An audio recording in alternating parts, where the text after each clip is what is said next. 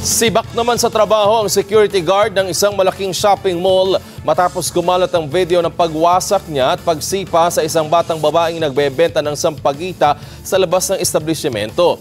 Batay sa pahayag na ipinalabas ng pamunuan ng mall, mariin nilang kinukuntina ang pinakitang hindi kanais-nais na asal ng isa sa naka-duty nilang security guard. Kasabay nito, humingi sila ng dispensa sa batang babae na nakaranas ng pagmamalupit sa security guard. Nanawagan din ng mall management sa security agency na magsagawa ng masusing investigasyon sa pangyayari. Hindi na rin papayagan ng nasibak na security guard na makapasok pa muli sa alinmang sangay ng kanilang mall. Sa viral video, unang nakitang nakikipagtalo ang security guard sa isang batang nakasuot ng school uniform na nagbebenta ng sampagita.